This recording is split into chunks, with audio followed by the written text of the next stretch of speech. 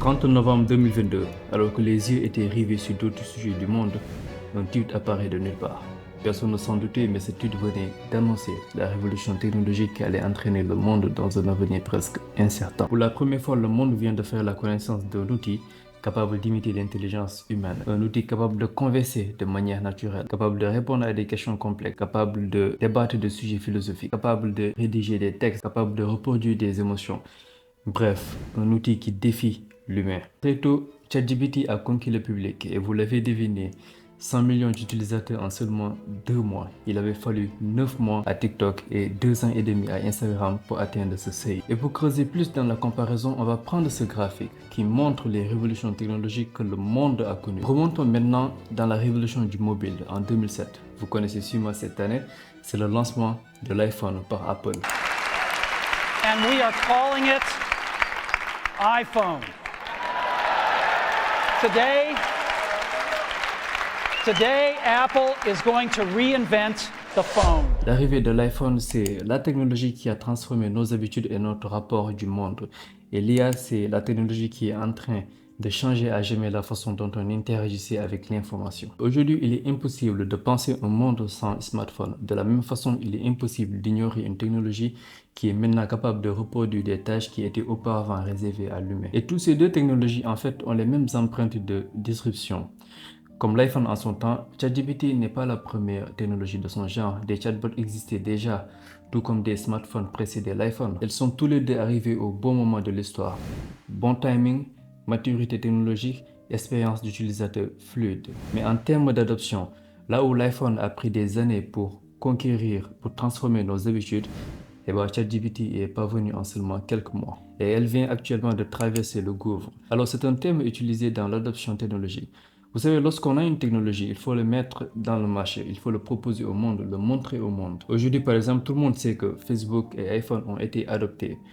Cependant, ChatGPT, les IA génératives, pour nous par exemple qui sont dans la tech, c'est évident. Nous savions que c'était la prochaine grande nouveauté, car nous étions les premiers innovateurs, les premiers utilisateurs. Mais lorsqu'on en sort de notre bulle, et c'est ça qui est bizarre, c'est ça qui est intéressant, comme beaucoup l'ont souligné, la plupart des gens ne comprennent pas ce qui se passe. Mais ça, c'était avant. Maintenant, c'est passé. Les chatbots ont franchi le gouffre et nous sommes actuellement dans la majorité précoce. On est arrivé à un moment où même nos parents l'utilisent, les étudiants l'utilisent, les juristes l'utilisent, chacun y trouve son usage pertinent. Avec cette intro, on aurait pu penser que cette vidéo est sponsorisée par OpenAI ou bien je suis en train de le sucer, etc. Enfin, je suis pas contre de la sponsorisation, bien sûr. Moi, je suis personne.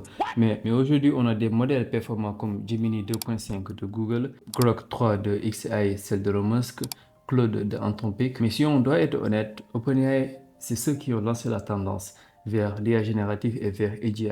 On a eu aussi l'arrivée des Chinois dans le jeu comme DeepSeek qui ont mis une vitesse à tous ces modèles avec un modèle entraîné avec moins de coûts parce qu'ils n'avaient pas accès à toutes les ressources qu'ont accès les États-Unis. Ça montre d'ailleurs à quel point avec peu de ressources et un peu de détermination, on peut faire de grandes choses. Mais comme dans beaucoup de tech, le premier qui frappe fort et qui capte l'attention prend tout en fait. Il apprend plus vite, construit plus vite, attire plus de monde. Et c'est ce que OpenAI est en train de faire avec ChatGPT et tous les autres modèles. Microsoft qui détient 49% d'OpenAI. Ils ont récemment acheté OneSurf qui est un éditeur de code. Bref, comme dit Peter Thiel, être premier est mieux qu'être meilleur. Mais avant de parler de tout ça, en fait, comment on en est arrivé là? C'est quoi l'intelligence artificielle, bordel? Alors, laissez-moi porter ma casquette d'historien. En fait, j'ai même pas de casquette. Et remontons dans les années 50 avec notre jeune mathématicien britannique, Alan Turing. Dans une revue académique, Turing pose une question d'une simplicité trompeuse.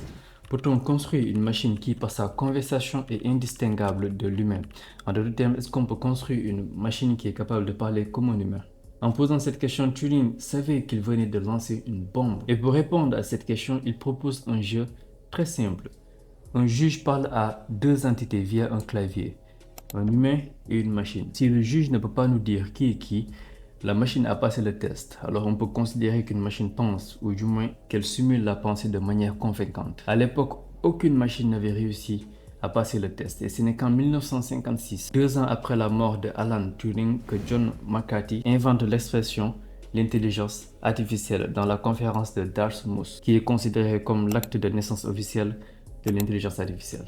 Alors ça, c'était notre petit moment histoire pour comprendre l'IA. Depuis, le test de Turing est largement battu, voire même dépassé. Les modèles aujourd'hui, comme GPT, sont largement capables de simuler l'humain à l'écrit sans que personne ne puisse y discerner quoi que ce soit. Le test de Turing est devenu inutile car il teste l'apparence d'intelligence, mais pas l'intelligence en elle-même. Et si vous avez fait un peu attention d'ailleurs, à chaque annonce de nouveaux modèles d'IA, vous voyez passer des termes comme Arc Benchmark ou HLM Benchmark, etc.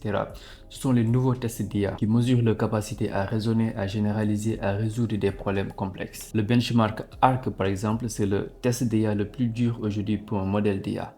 Elle ne mesure pas ce que l'IA sait, mais ce qu'elle comprend. Par exemple, le dernier benchmark Arc AGI, c'est le benchmark qui mesure le progrès de l'humain vers AGI, l'intelligence générale. On en parlera après, mais les modèles comme GPT 4.5, qui est le dernier modèle actuel d'OpenAI, ou Claude 3.7, qui est le modèle d'Anthropic, sont bons pour écrire, bien pour parler ou reproduire, mais sont nuls pour comprendre. Ils se perdent par exemple quand vous leur demandez de résoudre un problème jamais vu, ce que l'humain fait très bien. Ou bien même le dernier modèle d'Anthropic, Claude 4, qui est tout simplement le meilleur modèle de coding actuellement. Pendant plusieurs années, en fait, le monde est resté silencieux sur l'IA. C'était réservé aux ingénieurs, aux laboratoires, jusqu'en novembre 2022 où OpenAI lance ChatGPT, qui est un LLM dans une interface conversationnelle. November 30th, we shipped ChatGPT as a low-key research preview, and that went pretty well.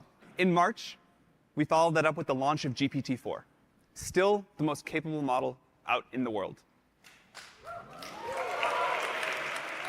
Alors, LLM, c'est Large Language Model, modèle de langage large. C'est juste en fait un système entraîné à prédire le mot suivant dans une phrase. Vous lui donnez une phrase, il complète le mot suivant. Vous lui posez une question par exemple, il imagine la réponse en se basant sur les milliards de textes qu'il a lus. Et ChatGPT en fait repose sur un modèle de langage de type Transformer. Ces modèles apprennent à prédire le mot suivant dans une phrase à partir de trillions de mots trouvés dans des textes publics, livres, silhouettes, forums, etc. Il y a 3 étapes à comprendre dans son fonctionnement. La première étape, c'est le pré-entraînement. On prend par exemple une quantité massive de textes et le modèle apprend à prédire le mot suivant. Par exemple, on lui dit l'intelligence artificielle va changer le et le modèle continue. Monde. C'est généralement le mot qui arrive. La deuxième étape, c'est le fine tuning. Une fois que le modèle est pré-entraîné, on l'ajuste avec des données qui sont plus spécifiques, souvent humaines, pour mieux répondre à nos besoins. Et la troisième étape, c'est l'apprentissage à partir du feedback humain. C'est des humains qui notent plusieurs réponses à une même question et le modèle est affiné pour préférer celle qui plaise le mieux à l'humain. Et c'est ce qui donne le style ChatGPT, un LLM entraîné à prédire le langage humain, habillé dans une interface conversationnelle et calibré pour être utile aux humains. Le modèle ChatGPT en 2022 était basé sur GPT 3.5, qui est une évolution du modèle d'IA GPT-3 qui faisait 175 milliards de paramètres. GPT 3.5 était encore plus fine, capable d'interagir, mais encore limité. Il n'y avait pas de mémoire, les réponses parfois floues, des erreurs, pas de navigation web. Aujourd'hui, les modèles sont beaucoup plus avancés et plus impressionnants avec GPT 4.5 et 4o, qui sont plus rapides, plus stables, qui comprennent l'image, le texte et la voix, qui ont accès à des outils intégrés comme la navigation web, l'analyse d'images, les fichiers PDF, etc. Qui ont aussi une mémoire à longue durée, ça veut dire qu'ils se souviennent des discussions, etc.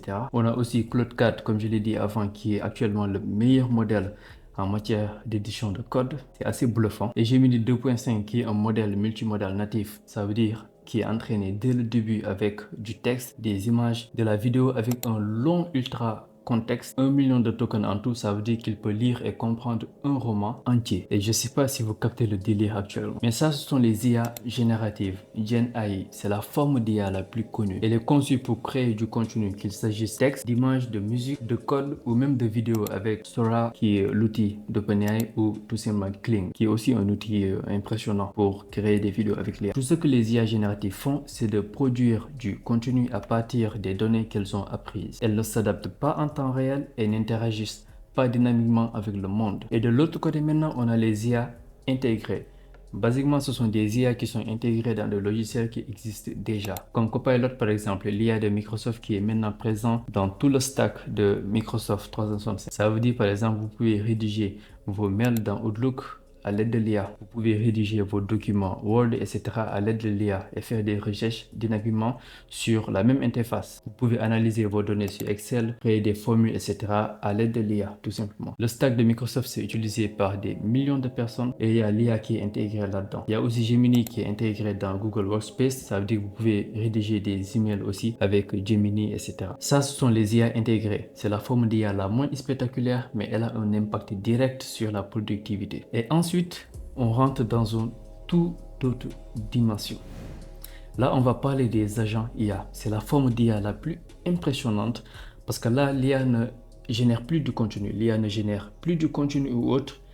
Ici, elle agit. On parle ici d'IA autonome. Ils sont conçus pour agir de manière autonome sans intervention de l'homme afin d'atteindre un objectif spécifique. C'est d'ailleurs ce qui a augmenté la tendance actuelle sur l'IA parce que maintenant, on peut orchestrer un LLM pour faire des actions dans la vie réelle. Et basiquement, un agent IA, c'est assez simple. C'est quand vous connectez un LLM, par exemple 4O de OpenAI, vous le connectez à des outils comme GML, LinkedIn, Excel, etc. Après, vous lui donnez une mémoire pour suivre le fil. Vous lui donnez ensuite un objectif clair et précis, par exemple créer une campagne marketing et après vous le laissez agir et raisonner en plusieurs étapes. Voilà comment fonctionne un agent IA. Et un agent IA, il a toujours la même architecture. Ça commence par un objectif précis, par exemple envoie une campagne email à 500 prospects avec une version A/B test. Après un planificateur, il y a le LLM, le modèle d'IA 4O de OpenAI qui découpe l'objectif en étapes. Et après il y a l'exécuteur, l'agent qui appelle les outils, les API qu'il a besoin pour chaque étape. Et après il y a l'observateur, donc il lit le feedback et regarde si c'est réussi ou échec, et il y a la mémoire qui garde les traces pour corriger ou itérer, etc. En gros, un agent IA, c'est du code plus des appels API, le tout orchestré par un LLM assez intelligent qui apporte de la logique et de la flexibilité. C'est assez simple, mais rappelez-vous, le problème c'est qu'un LLM ne réfléchit pas. Donc comment il peut savoir quel outil appeler pour réaliser une tâche? Prenons un exemple très simple. Disons qu'on a le modèle 3.7 de Anthropic, qui peut dessiner, faire de la musique et écrire un livre. Pour faire ça, il est connecté dans ce cas à 3 outils. Un outil pour dessiner, disons un crayon. Un outil pour faire de la musique, disons un micro. Et un outil pour écrire une histoire, disons un livre. Donc il est connecté à un crayon, un micro et un livre. Mais le modèle d'IA Claude, il ne sait pas en fait qu'il doit utiliser le crayon pour dessiner. Il peut bien essayer par exemple d'utiliser un micro pour dessiner. Il ne sait pas. Et donc la solution c'est de créer des API personnalisés pour chaque outil. Par exemple pour dessiner, utilise le crayon. Pour faire de la musique, utilise le micro. Ça c'est simple, ça marche pour les petits agents. Ça marche, mais ça devient complexe si on a un grand agent qui est connecté à plusieurs outils. Et c'est là où interviennent les MCP, modèle, contexte, protocole. Vous avez sûrement entendu ce mot MCP. Et les MCP fonctionnent comme une API universelle qui connecte différentes sources de données. Ils permettent au modèle d'IA d'accéder aux bonnes données provenant de différentes sources et de se mettre à jour lorsque les outils changent. Maintenant, imaginons qu'on veut pousser le bouchon un peu plus loin et créer plusieurs agents IA. Par exemple, on a un agent IA avec le modèle 4O de OpenAI qui est connecté à un outil Apify pour scraper les leads sur LinkedIn, etc. Et de l'autre côté, on a un autre agent avec le modèle Claude connecté à Firecrawl, par exemple, pour scraper le web et trouver plus d'infos sur les leads qui sont scrapés par le modèle 4O sur LinkedIn. Et après, on a un autre agent aussi avec le modèle Gemini qui est connecté, par exemple, à Limblist pour envoyer des messages automatisés et bien écrits. Donc on a plusieurs agents et on veut qu'ils communiquent ensemble, on veut qu'ils travaillent ensemble. Dans ce cas-là, je peux soit utiliser des plateformes d'automatisation no-code comme N8N ou Make pour tout simplement relier tous ces agents avec des nodes, etc. Ou bien je peux utiliser aussi des frameworks comme A2A, Agent to Agent de Google qui me permet de faire communiquer plusieurs agents, ou CrewAI qui est un framework open source, ça veut dire disponible à tout le monde, qui me permet de créer ou de gérer une équipe d'agents IA, chacun avec un rôle. Mais des frameworks, il y en a tout le monde. Et basiquement, un framework, c'est une structure déjà construite, prête à l'emploi, créer des agents IA plus vite et mieux sans repartir de zéro. Et en fait, c'est cet écosystème autour de l'IA, tout ce qu'on peut faire avec l'IA qui rend l'IA impressionnant et terrifiant à la fois. Parce qu'en fait, on peut les orchestrer pour qu'ils fassent une tâche à notre place. Et je ne sais pas si vous comprenez réellement ce que je suis en train d'expliquer. Et si les agents IA vous terrifient, eh ben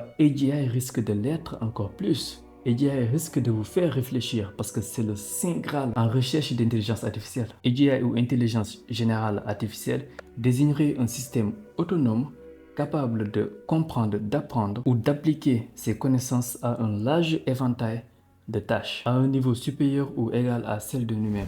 Et quelque chose qui est supérieur à l'humain, c'est Dieu. Et c'est ce que les mecs sont en train de construire. Genre, basiquement, AGI sera capable de reproduire des tâches qui étaient réservées à l'homme. Et Google actuellement prend AGI très au sérieux. Ils ont publié un rapport pour expliquer à tout le monde qu'ils y vont all-in. Et d'ailleurs, ils sont même en train de recruter des chercheurs scientifiques sur AGI. Et de l'autre côté, Sam Altman s'associe à Masayoshi Son, donc le mec de SoftBank, Larry Ellison de Oracle, sur un méga projet de 500 milliards soutenu par Donald Trump appelé Stargate. Stargate, c'est une infrastructure IA avec des supercalculateurs et des data centers. Ce sera en gros le plus grand data center IA au monde. Un projet de 500 milliards. À ce jour, 100 millions de dollars sont investis et ce projet est supposé produire 15 gigawatts. Pour mettre cela en perspective, c'est l'équivalent de la consommation d'un petit pays. 1,2 gigawatts sont prévus dès son lancement et 1,2 gigawatts peut alimenter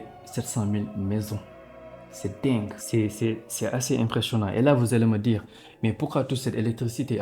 Eh bien, toute cette électricité est tout simplement allouée au GPU. En fait, il faut comprendre que les modèles d'IA ont besoin de traiter des milliards de calculs en parallèle. Et c'est exactement ce que font les GPU. Contrairement, par exemple, au CPU, le cerveau de ton ordinateur, par exemple, eh ben, les GPU sont capables, par exemple, de réaliser plusieurs petits calculs à la fois. Donc, c'est parfait pour entraîner et faire tourner un modèle d'IA 24 heures sur 24, 7 jours sur 7. Et d'ailleurs, petite parenthèse, est-ce que vous savez qu'une simple requête IA consommerait 10 fois plus d'énergie qu'une recherche Google? Et les gens qui disent poliment aussi s'il vous plaît ou merci par exemple à ChatGPT dans les conversations, et ben ces gens coûtent cher. Les gens polis coûtent des millions de dépenses énergétiques par jour. Ils n'aident pas la planète. Donc s'il faut liquider des gens, pensez aux gens polis en premier. Voilà. Stargate est prévu pour entraîner des modèles comme GPT-5. Sam Altman a annoncé que AGI sera là en 2025, ce que beaucoup d'ailleurs pensent être GPT-5. GPT-5 surpassera probablement 4 heures en termes de raisonnement, de flexibilité, de gestion des tâches. Mais si on se base sur la définition stricte de AGI, GPT-5 ne sera pas l'intelligence générale, ce que beaucoup d'ailleurs pensent être trop tôt, et je suis de cet avis. Et de l'autre côté aussi, on a Elon Musk qui est lui aussi dans la course, donc avec son entreprise XAI, l'entreprise qui détient Grok, donc Grok 3 aussi qui est un excellent modèle d'IA que j'ai testé et que j'apprécie profondément, parce que c'est un modèle qui réfléchit en premier principe, etc. Donc lui aussi est en train de construire son super calculateur appelé Colossus. Donc 200 000 GPU sont déployés, 12 milliards d'investissements, 150 MW, c'est énorme. Ils sont en partenariat avec Microsoft Azure, Tesla, etc. Et tous ces projets d'infrastructure que je suis en train de vous dire, de vous faire savoir, c'est juste pour vous faire comprendre que tous ces géants ont le même objectif, dominer la prochaine génération d'intelligence artificielle. Et comme je l'ai dit au début, le premier prend tout. Et d'ailleurs, on n'a même pas parlé de la Chine, qui ne va sans doute pas rester les bras croisés. Un pays assez mystérieux mais innovateur. Et surtout avec une abondance d'électricité. 1 milliard d'habitants et ils vivent très bien. En termes d'électricité et toutes ces choses. Zéro information mais qui frappe fort à chaque coup. On l'a vu avec DeepSeek et Manus et Genspark, etc. Et d'ailleurs, maintenant, on peut se poser une question tout à fait simple et légitime d'ailleurs. Pourquoi toutes ces grosses infrastructures, toutes ces ressources allouées à l'IA? Pourquoi l'IA a besoin de 15 gigawatts par exemple? Et bien derrière tout ça se cache une vision très simple que partagent Sam Altman et son associé Greg Brockman ainsi que d'autres acteurs aussi. D'après eux, par exemple, ce qui nous empêche d'atteindre AGI, ce n'est rien d'autre que l'accès à une puissance de calcul massive. L'énergie, c'est le seul goulet d'étranglement qui nous empêche d'atteindre l'intelligence générale artificielle. Plus on a d'électricité, plus on a de compute, plus les modèles se développent. Et c'est ce que beaucoup d'experts en IA, par exemple, critiquent et trouvent totalement faux et de gâchis total. Mais les mecs qu'on a devant, Elon Musk, Sam Altman, etc., Satya Nadella, sont hyper déterminés à prendre ce chemin. Ils ont aussi cette vision que l'IA pourrait nous aider à résoudre donc certains défis les plus pressantes de l'humanité, comme le changement climatique, les maladies, etc. C'est la vision qu'ils partagent tous. Et cette course vers l'IA, ou même l'IA lui-même, sans parler maintenant d'AGI et toutes ces choses, juste avec les modèles actuels, elles deviennent de plus en plus sophistiquées. Leur évolution est réelle, l'adoption de l'IA est réelle, l'IA a traversé le gouffre Et maintenant, il y a une menace existentielle qui tourne autour du monde professionnel. Par exemple, le World Economic Forum a sorti un rapport ce janvier 2025 sur le futur du travail. Ce rapport est basé sur les données de 1000 entreprises, 26 secteurs et 14 millions de travailleurs. Et d'ailleurs, je mets les sources en description si vous voulez les parcourir, mais juste pour un résumé plus rapide, 59% des employés dans le monde devront se reconvertir d'ici 2030. 39% des compétences actuelles seront obsolètes. L'IA est à la fois la plus grande perturbation et la plus grande opportunité, et l'IA et le cloud deviendront les compétences incontournables d'ici 2030. 2030, c'est dans 5 ans, ce n'est rien du tout. Et de l'autre côté aussi, on a le FMI qui a sorti un rapport donc, entre le CES 2024. En gros, l'IA générative touchera 40% des emplois dans le monde et 60% dans les pays émergents. Et là, on parle des IA génératives, pas les agents IA. Et juste pour plus de précision, l'IA touchera les emplois ne veut pas dire que l'IA va remplacer les employés ou bien va faire disparaître des emplois. Non, la plupart des emplois en fait seront davantage complétés que remplacés. D'où l'importance d'ailleurs de s'adapter et de se former sur cette nouvelle technologie. Parce que ce n'est pas l'IA qui va nous remplacer, mais quelqu'un qui utilise l'IA. Et les secteurs actuellement les plus touchés sont les développeurs informatiques. Et ça, personnellement, j'en sais quelque chose parce que je vais vous raconter une chose. Je n'ai jamais codé de ma vie, je n'ai jamais appris à coder, j'étais même pas dans ce milieu de software, etc. Et aujourd'hui, pourtant, j'ai codé des logiciels de A à Z avec QSOR, qui est un éditeur de code IA. Et si moi, j'ai réussi à faire ça sans développeur ou autre, sans dette technique ou toutes ces choses, imaginez ce que les gens beaucoup plus avancés comme moi feront. By the way, si vous êtes développeur, vous construisez des outils, ou bien vous n'êtes pas dev comme moi par exemple, mais vous avez déjà conçu des business, des outils, mené des projets, etc. Si vous êtes déterminé, je suis en train de trouver des associés pour construire des outils avec l'IA. C'est ce que j'appelle des co-builders. Si vous voulez travailler avec moi et construire de vrais outils qui règlent de vrais problèmes, c'est une équipe que je suis en train de monter. Allez dans la description, cliquez sur le lien, lisez bien et si vous pensez être la bonne personne, remplissez bien le formulaire et attendez mon retour par email. La vision, elle est très simple, c'est de construire l'avenir. Si vous êtes en phase, eh bien rejoignez-nous. Le lien est dans la description. Allez, on continue. Parmi les secteurs les plus touchés, on a les services clients aussi, qui suivent la même trajectoire. Un quart des entreprises privilégient d'utiliser les chatbots comme moyen principal d'interaction avec leurs clients. Et vous savez, ce qui est important dans le business, c'est la rapidité. Et les chatbots sont des outils qui sont disponibles 24 heures sur 24, 7 jours sur 7. Et l'IA est capable de tenir une discussion correcte avec une personne. Et on a le secteur administratif qui est menacé aussi. Et si on prend d'ailleurs le parcours, c'est-à-dire les tâches quotidiennes que ces gens font, c'est les tâches que l'IA sait faire le mieux. Rédaction d'email, gestion de planning, traitement administratif. C'est des tâches que font les logiciels Microsoft 365 et Copilot est intégré dans le stack Microsoft, l'IA de Microsoft ou même Gemini avec Google Workspace. Et c'est pareil pour les métiers créatifs, les designers, les rédacteurs, etc. Et on n'a même pas parlé des agents IA qui eux sont capables d'entreprendre des actions dans la vie réelle. Imaginez dans 2 ans où nous serons. En 2027, 2 ans les amis, c'est rien du tout, ça passe vite. Ça veut dire toi actuellement qui est en train de faire tes études dans une école de formation, dans une université, peu importe, tu viens de débuter, tu as 3 à 5 ans d'études pour être prêt à rentrer dans le monde professionnel, pour commencer à travailler, à être légitime. Dans 2 ans, les compétences que tu as apprises seront inutiles, surtout si elles sont liées dans des tâches administratives, ce que l'IA sait le plus gérer, ce que l'IA sait faire le plus. Et maintenant, ok, tu peux me dire que c'est de la prédiction, que j'en sais rien du tout, que je suis en train de prédire des choses, etc., que je suis en train de spéculer. Ok, je te l'accorde, mais juste essayons de réfléchir un peu avec un peu de logique. Il y a une théorie émergente dans l'économie actuelle, qui est l'économie post-travail, en anglais post-labor economics. C'est une théorie économique anticipée dans laquelle l'échange de salaire contre du travail n'est plus le moteur principal de l'économie. Je m'explique. Dans le système actuel, tu travailles, on te donne un salaire. C'est ce système qui drive l'économie actuelle, ok?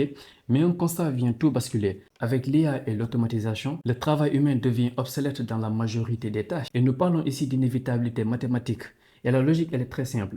Si une machine ou une alternative, l'IA, peu importe, est systématiquement plus performante, plus rapide, plus fiable et moins chère, ce que l'IA sera probablement si on suit sa courbe d'amélioration puisqu'elle s'améliore de jour en jour, alors tu t'en doutes bien que les gens vont l'utiliser. L'utiliser serait la seule décision rationnelle économiquement. Et dans ce cas-là, on ne paie plus les mêmes pour produire. Les gens n'auront plus de salaire puisqu'ils ne produisent plus. Les machines le font mieux, plus vite et moins cher. Et ce n'est plus une question d'éthique ou sociale, c'est la loi de l'efficacité. Les entreprises automatisent ce qui peut l'être, non par volonté malveillante, mais parce que le système pousse à le faire. Si une entreprise décide de ne pas utiliser les machines, etc., par choix éthique ou social, etc., eh ben son concurrent le fait et le domine. Et l'entreprise conservatrice se retrouve au chômage. C'est la loi du plus efficace et du plus fort. C'est simple. Et ce que nous dit la théorie post-travail, c'est que dans ce cas-là, on rentre dans un nouveau paradigme.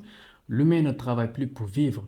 Il décide où investir dans un monde automatisé. Maintenant, une machine qui devient plus performante, plus rapide, moins chère et plus fiable, qu'est-ce que ça signifie? Eh bien, ces 4 seuils décisifs déclenchent l'inévitable remplacement de l'humain. Une fois qu'une machine, une alternative, l'IA, peu importe, franchit ces 4 barrières de performance, alors le remplacement de l'humain par les forces économiques, les entreprises, etc., devient pas seulement possible, mais inévitable. Ces 4 C, c'est ce qui tient l'humain actuellement. C'est simple.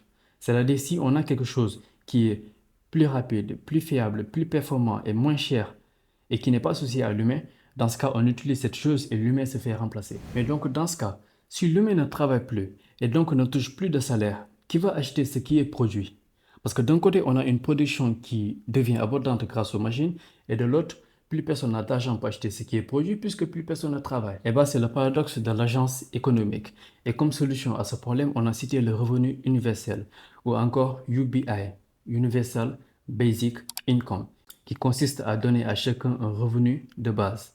Mais c'est une solution jugée insuffisante d'après les théoriciens de l'économie post-travail, parce que le revenu universel ne redonne pas de rôle actif dans l'économie. Tu reçois de l'argent, mais tu ne travailles pas. Tu es un consommateur passif, mais pas un acteur. Et ce que les théoriciens proposent, c'est une transformation radicale. L'humain ne devient plus un travailleur, mais un investisseur actif qui alloue des ressources, prend des décisions, dirige le futur économique à travers ses choix. Ça veut dire que tu ne gagnes plus à travers ton effort, mais par ton jugement économique. Chaque humain devient acteur via des outils IA. Tu peux avoir ton conseiller financier IA pour t'aider sur tes investissements. Il y a aussi la tokenisation universelle. Ça veut dire tout ce qui a de la valeur, entreprise, bien, projet, peu importe, devient fractionnable et investissable. Grâce à des jetons numériques appelés tokens, ça veut dire que tu peux investir dans une boutique, dans une maison, dans un quartier, dans une ferme ou bien même dans cette bouteille, etc. C'est une vision certes radicale qui nécessite un pivot massif, mais qui est cohérente et qui nous force à réfléchir fondamentalement à notre rapport au travail. Ce qui est nécessaire d'ailleurs, puisque l'IA vient de franchir le gouffre, ce n'est plus un outil utilisé par les innovateurs, les early adopters, etc., mais par le commun des mortels maintenant, et des profils très variés en plus. Plusieurs entreprises sont en train d'adopter le stack de Microsoft 365 Copilot, Sanofi, L'Oréal, Total Energy et bien d'autres PME et multinationales. Et Copilot, c'est devenu la forme d'utilisation d'IA pour les employés qui est beaucoup plus simple parce qu'ils peuvent maintenant utiliser l'IA de façon concrète. Il est intégré à Outlook pour rédiger des emails, sur Word pour la rédaction et la recherche, sur Excel pour analyser des données, créer des formules, etc. Et on a aussi Google qui fait pareil avec Gemini et dans tout le stack Google Workspace, donc Gmail, Sheet, Google Doc, etc. Et en avril 2025 d'ailleurs, Toby Lutke, qui est le fondateur et CEO de Shopify, une boîte que tout le monde connaît maintenant, 8 milliards de revenus en 2024, plus de 8100 employés, etc., a rendu public un mémo destiné à tous ses employés. Donc, il encourage l'ensemble de son personnel à adopter l'IA dans leurs tâches quotidiennes et de favoriser l'utilisation de l'IA en premier avant de penser à recruter les gens. Donc, je vous mets tous les sources en description de toute façon. Et il n'est pas le seul. Il y a un effet domino qui se produit actuellement, pas à cause du mémo de Toby Lutke, mais par l'IA lui-même. Plusieurs fondateurs sont en train de forcer son adoption. On a par exemple Mika Kaufman, qui est le PDG de Fiverr, donc une boîte à 391 millions de revenus en 2024. 762 employés. Lui aussi a publié un mémo similaire. Et comme dans chaque nouvelle technologie, il y en a qui innovent, qui construisent comme la Chine et les États-Unis. Et il y en a d'autres qui régulent comme l'Europe avec l'IA Act. Donc ils sont fiers de créer le premier cadre juridique mondial de l'IA. Moi, je fais partie des gens qui innovent, qui construisent. Donc on verra dans le temps lorsque la vague sera beaucoup plus grosse. Ce qui est observé actuellement à court terme dans 1 à 2 ans, Microsoft Copilot, Gemini de Google et d'autres boîtes seront de plus en plus performants et de plus en plus adoptés. Il y aura de plus en plus d'outils IA spécifiques. Et d'ailleurs, il y a des outils d'IA actuellement qui sont capables de créer des puces électroniques tellement performantes que même les ingénieurs ne comprennent plus. Ce qui est dingue. Donc les outils seront de plus en plus performants, de plus en plus adoptés et de plus en plus d'outils spécifiques dans des tâches précises verront le jour. Et de nouveaux emplois aussi verront le jour, comme par exemple le prompt engineer. Donc, c'est des gens qui sont experts dans l'interaction avec les systèmes d'IA pour obtenir de meilleurs résultats. Donc, c'est une vraie compétence. L'IA continuera à exceller dans les tâches qu'elle maîtrise le plus, donc les tâches administratives, etc. Donc, on arrivera à un moment où 100% de la communication sera gérée par l'IA, donc les centres d'appel, les SAV, etc. 2025, c'est totalement l'année des agents IA. Et il y a une course silencieuse qui se mène actuellement et qui est assez bizarre d'ailleurs à observer. Les builders, les constructeurs les plus lucides testent, itèrent et déploient des agents IA dans des environnements fermés avant de les libérer dans la nature. Chaque jour, on voit l'arrivée d'un nouveau outil d'agents IA totalement dingue. On l'a vu avec GenSpark par exemple, qui a carrément surpassé Manus, et les investisseurs les plus avisés comprennent que la course qui se mène actuellement n'est plus entre IA ou pas. La frontière n'est plus entre IA ou pas, mais entre passif ou autonome. Si on est optimiste sur le plan économique, l'IA générative générerait suffisamment d'opportunités pour compenser les emplois. L'humain se concentrerait sur des tâches créatives et stratégiques. Si on est mitigé, nous pourrions voir une demande importante sur des tâches que l'IA, les machines ne peuvent pas automatiser. Mais par contre, un déclin des emplois intermédiaires, comme quoi être dans la moyenne, c'est jamais bon. Et si c'est vraiment chaud, par contre, dans 5 ans, l'IA, les machines, les robots deviendront plus performantes, plus rapides, moins chères, plus fiables, ce qui sera le cas. Et dans ce cas, on appliquera la théorie post-labor economics. L'humain se retire du travail, ce qui est d'ailleurs pas mal, et se met plutôt investisseur. Et ça, c'est bien. Quel que soit le scénario, une chose est certaine. Un changement se prépare et l'adaptation sera la compétence la plus précieuse. N'arrêtez jamais d'apprendre, soyez curieux, formez-vous, formez vos salariés. C'est des Babacar et on se retrouve pour une prochaine analyse. Ciao.